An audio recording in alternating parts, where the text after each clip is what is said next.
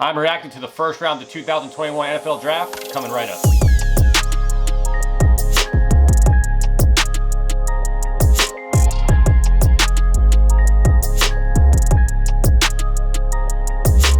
And what is up, everyone? Welcome to the Gridiron Fantasy Football Podcast for Thursday, April 29th, 2021. And I am Chip, your host, and tonight I'm doing a special rapid reaction to the NFL Draft. We just got finished with the first round, and I'm recording super late on the West Coast, so this won't get to you guys probably until in the morning time we actually see this or are listening to it. But I want to give you my reaction to the first round, and mainly just the guys that are fantasy relevant for the 2021 season. Just because it's now that we know that these players are where they're going to go and whatnot, it's going to be one of those things where it's good idea to kind of break down where we kind of see them from a fantasy standpoint. But before we get into those players, let's talk about some of the news that took place. And the biggest news that happened on Thursday was that Aaron Rodgers, a report came out about 1 o'clock West Coast time that Aaron Rodgers looking to get out of Green Bay. He's not happy. Apparently there's contract negotiations that have been, falling through in the last few weeks, and it sounds like he wants to be done, but based on all the reports coming out of Green Bay, there's not a chance that he's going to get traded. If he was going to get traded, it seemed like it would happen in the first round. The 49ers were primed to get him because they had the third overall spot. If they decided to trade him, they could have traded the Packers that draft pick and whatnot, but that didn't happen. It sounded like also there's a report that came out that he was interested in being traded to the 49ers, the Raiders, or the Broncos. Obviously, that didn't happen, so I don't anticipate Aaron Rodgers being traded at any point during the draft this weekend, just because I think if it happened, I think the 49ers or the Broncos, like someone who had a top 10 pick, that would have been the ideal landing spot for draft picks for the Green Bay Packers. They decided to trade away Aaron Rodgers, but it looks like he'll be in Green Bay for at least next season. But just these whispers, when there's smoke, there's fire. It's not over yet. He says that he may not want to play next year. I mean, that's all rumors. We don't know exactly. But, Aaron Rodgers is disgruntled. They're not doing anything to probably put people in place to kind of get that, back, past the hump. I mean, you look at what they did in the draft in the first round tonight, and they did not go after anybody offensively. They got another corner. So at this point, it's a wait and see type of process. Just kind of like how it was with Russell Wilson in Seattle. There's these quarterbacks who are seeing teams go after people in free agency. They're seeing teams, just kind of build through the draft and whatnot, and they're just not doing the things the quarterbacks are asking them to do from a front office standpoint. So it'd be interesting to kind of see exactly what happens. But as of right now, Aaron Rodgers is still a Green Bay Packer. And then this is kind of interesting news that came out on Thursday as well, is that Tim Tebow actually apparently wants to convert to the tight end position, which he should have done 10 years ago, but he didn't.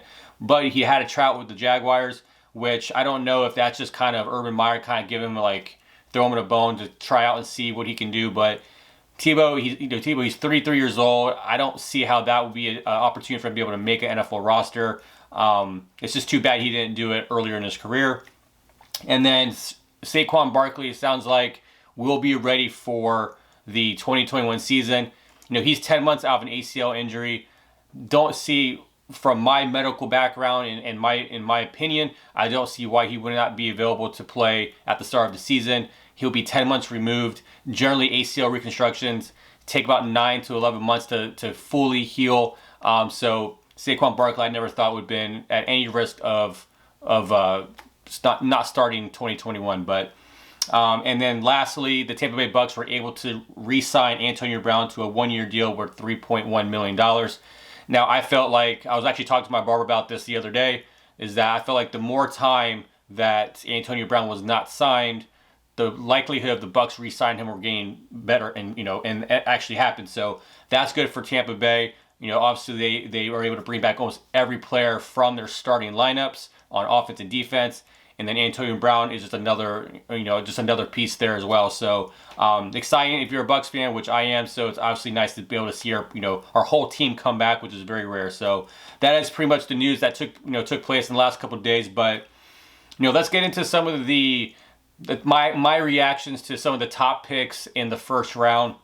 And of course, I'm going to start off with Trevor Lawrence. We know that the Jags were going to take him. It wasn't a secret. He's a generational talent, and there's no reason why that the Jags would have passed on Trevor Lawrence for like someone like Zach Wilson. But what's nice about this is that Trevor Lawrence goes right into the Jacksonville Jaguars, offense as the starter, no competition, and he gets a pretty good supporting cast. So now he gets, he has DJ Chark, he has Laviska Shenault, you'll have Marvin Jones, obviously you got James Robinson there, and then at the 25th pick they got Travis Etienne. So that's going to be a player that obviously he played with in college at Clemson, rounds out the just a good core offense to start. And I think the Jags overall have some pretty good offensive weapons where you'll see Trevor Lawrence. We don't try to call him Travis. I understand that, but Trevor Lawrence will have a good opportunity to succeed as a rookie as long as he stays healthy. I think this is an obvious choice for the Jags. They get hopefully their quarterback for the next decade. He's 6'6", he has a strong arm, he's mobile. So I think this is a very good pick, and I think this is a guy that hopefully will be a future, a star in the league. And then with the second overall pick, the New York Jets picked up Zach Wilson. He was another good prospect coming out of BYU. He's a very mobile quarterback. And what I like about him too is he's able to manipulate his arm in different angles where he can make those tough throws. And just maybe not as good as Trevor Lawrence, but Zach Wilson does get Denzel Mims. He gets Corey Davis. There's Jamison Crowder. He gets Chris Herndon. So he does get some decent, weapons for him. But from a fantasy standpoint, I think Trevor Lawrence is one of those. Going back to Trevor Lawrence for a second, I do think that he is the Joe Burrows of this year. He's the guy that if I want to draft a rookie quarterback, Trevor Lawrence for me is the safest bet out of all the quarterbacks I got drafted, because even with Zach Wilson, he will be the day one starter for the Jets. Now we just don't know exactly how good he's going to be, and I think he'll be decent obviously as the year goes on. But from a fantasy standpoint, he's not a guy, unless you're in a 2 quarterback league and you need a backup or whatever. I still see him giving you the upside like a Joe Burrow did, or even a Trevor Lawrence this year. So, but definitely a good quarterback for the future for the New York Jets. And then moving on to the San Francisco 49ers, this pick was obviously kind of a back and forth. Was it going to be Mac Jones? Was it going to be Trey Lance? Was a possibility they were going to try to trade for Aaron Rodgers and that be the possibility? But it was what people thought all along. There was a 50-50 chance that it was going to be Trey Lance or Mac Jones. They went with Trey Lance. Jimmy Garoppolo right now is still on the team. We have no idea what will happen on Friday and Saturday during the draft, but I find Trey Lance being more of a backup for right now. Jimmy Garoppolo will be the quarterback. I believe will be the starter. Trey Lance will have to, because he's raw. He's only played one full season in college, so I think that it'll take some time for him to develop. And with him being with Kyle Shanahan, I think that's going to be a very good opportunity for him to develop quicker. So that means that I think Jimmy Garoppolo is probably going to be on a short leash. But I think that's going to be what's going to happen is Jimmy Garoppolo will be the starter going into next season. And then Trey Lance will have to show that he's worthy of being the starter. So overall, I think San Francisco got a good raw quarterback. We'll just see how he develops with Kyle Shanahan in San Francisco. And then going to the 4th overall pick, you got Kyle Pitts. He's a tight end from Florida. I think that was a great pick. I think that they're trying to build a good offense around Matt Ryan. You got to think about now they have. Right now, Julio Jones is still on the team. You got Julio Jones, Calvin Ridley, you got Russell Gage, you got Hayden Hurst, and they added Mike Davis at running back. That team is pretty lethal right now in the sense of what they have offensively. So I like that for Mike, for Matt Ryan. I think that gives him some opportunity to be kind of a sneaky pick next year or this year in the draft for fantasy.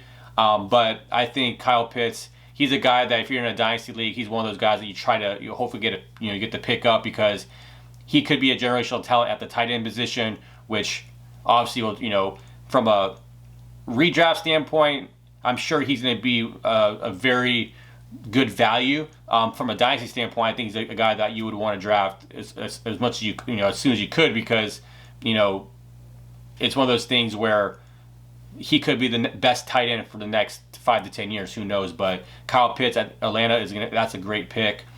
And then going to number 5 to Jamar Chase, the Cincinnati Bengals. I thought we were going to pick up an offensive tackle. They decided to go with Jamar Chase, which I get it. He gets to reunite with Joe Burrow, which is an awesome thing. I mean, he'll be the Bengals' immediate number 1 wide receiver. it hits, T. Higgins, which I was high on for this season, now kind of takes a hit fantasy-wise. Now he'll be the number 2, and Tyler Boyd would be the number 3. But the thing is with this is that I thought, the way Joe Burrow got hurt, you would think the Bengals would try to find a way to protect Joe Burrow a lot more, especially now coming off in a major knee surgery. But they decided to go for more offense. They decided to go with the wide receiver, arguably the best wide receiver in the draft, which you can't fault them for that. You're trying to put all the pieces around Joe Burrow as you can, but you have to start from the inside out. You have to get the offensive line figured out to protect him, because you already have good enough talent with T. Higgins. You got, like I said, Tyler Boyd. You got Joe Mixon. So there are good pieces in place. It's just I wish that this is probably a guy that Joe Burrow is trying to push for because he's an ex-teammate. But I just wish that he would have went from an offensive tackle standpoint to protect him. So overall, I think Jamar Chase would be the rookie wide receiver as of right now that I would want to take in drafts. But things can change. But as of right now, that's what it is. And now going to the Miami Dolphins. Now, I believe the Miami Dolphins wanted Jamar Chase. That's why they traded some of the picks away. They traded back. But I do think that they got a good wide receiver in Jalen Waddle. He now reunites just like Joe Burrow. He reunites with Tua. Dude's quick. Before he didn't do the combine. They also didn't have a combine or didn't do a pro day. But he always clocked at a 4.340. So he's obviously a fast guy. They kind of compare him to like a Tyreek Hill type of wide receiver. He's being added to a team with Devontae Parker. You got Will Fuller now. You got Mike Gesicki. So Tua now has some pieces in place as well. So you're seeing kind of these younger quarterbacks getting some good pieces around them for them to succeed. And, honestly, I think the only problem with him going to Miami is that what are the opportunities going to be like? Is he going to be able to be a guy who gets consistent targets? Is he going to be a player like, last year like Henry Ruggs, right? He had a couple games that he was fantasy relevant, but the games that you played him, you didn't play him on the games that he did well. So I feel like that's going to be kind of that interesting situation with Jalen Waddle is he going to be a guy that you can rely on, going forward? But we know that Devontae Parker has an injury history. We know that Will Fuller does. So, like I said, if opportunity gets there for him, I think he could be, a fantasy relevant. But it's a obviously wait and see process. And then going to the pick number 10, we had Devonta Smith. So his teammate goes to the Philadelphia Eagles, Jalen Waddle's teammate goes to the Philadelphia Eagles.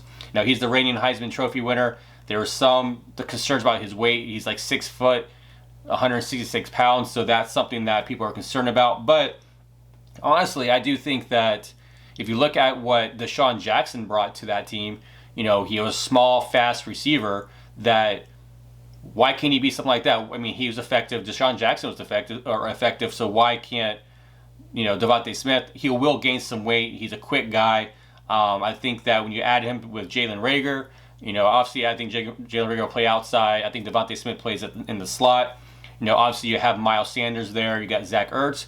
And Dallas Goedert right now is the other tight end. So I think for upside for Jalen Hurts, I think this is a good opportunity for him to do something fancy-wise. It's just we don't know exactly what that offense is going to look like going forward. So that's the only concern about the Eagles is like how are these players in this offense going to be used? So it's one of those things where it's a wait and see. Hopefully with the preseason, we'll see some of that. But most teams don't reveal much in the preseason anyways. But it's just one of those things where, I think it's a decent landing spot. They traded up to get him from the Dallas Cowboys draft spot. So I think that it's an opportunity where you can see, from a fantasy standpoint, does he become relevant this year as well? But like I said, it's all about opportunity. And as of right now, there's just a lot of people on that roster from a target standpoint. How consistent will that be? That's just my concern. Now going to actually a really good pick that I like is at pick 11, the Chicago Bears drafted Justin Fields. Now, what I like about Justin Fields is that he reminds me of Russell Wilson. He reminds me of a guy he's a dual threat quarterback. He's definitely a good guy who can, you definitely saw what he did. He had, one of the games last year, I think it was against Clemson. He had broken ribs. He came back. He was able to, throw, and get a bunch of touchdowns. Like Justin Fields, to me, I feel like he was a guy that, when the college football season ended last year, he was a guy that everyone's thinking, okay, it's going to be Trevor Lawrence 1 and then Justin Fields 2. But then Zach Wilson got a little more hype. You got Trey Lance got some more hype, and then you got some of the Mac Jones kind of sprinkled into that as well. But it looks like Justin Fields will be the guy that he could be the steal of the draft. He could be a guy that, people slept on him a little bit. The Chicago Bears felt like they were able to move on from Mitch Trubisky, and now Andy Dalton was supposed to be that. Now I feel like the Chicago Bears kind of feel stupid about calling Andy Dalton their QB1 because I don't see how Justin Fields does not go into the Chicago Bears facility as the number 1 quarterback. So I think from a fantasy standpoint, him and Trevor Lawrence are the two guys that I think that could potentially be the 2 rookie quarterbacks that do well next year, that are fantasy relevant, that a guy that you can stream, or if you're playing a 2 quarterback league where you can start him consistently, just because he has that dual threat capability. I'm a type of fantasy player who loves having quarterbacks that can run the ball as well. So definitely a guy who could probably be a mid to late round pick next year or this year in the fantasy drafts. And then going on to the pick 15 of Mac Jones, that's the Patriots got their guy that they're looking for this whole entire time. Mac Jones, I don't think is a guy that you're going to see play this year unless Cam Newton does completely awful. I think that Mac Jones is going to be he's going to be a project. I think something that can build, like Bill Belichick can build, and whatnot. But I just don't see Mac Jones being really fantasy relevant unless there's an injury to Cam Newton. I just don't see how he's going to be relevant this year not from a fantasy standpoint, but also just the NFL standpoint. But they're looking for their QB for the future. Obviously, they lost Tom Brady to Tampa. Cam Newton, he's kind of that bridge quarterback right now. So hopefully this is a quarterback that, the 49ers were apparently, there was some smoke there that the 49ers were looking for Mac Jones, to draft Mac Jones, but they went a different direction. So this is what the Patriots got, and they didn't have to move up to get him. It sounded like they wanted him all along, so they were able to stay in the position at 15 and get him. So good for the Patriots. We'll see if it turns out to be another Tom Brady situation where this guy was the best quarterback out of this whole entire draft class. Who knows? And then let's go to pick 20. So pick 20, we had the Giants draft Kadarius Toney from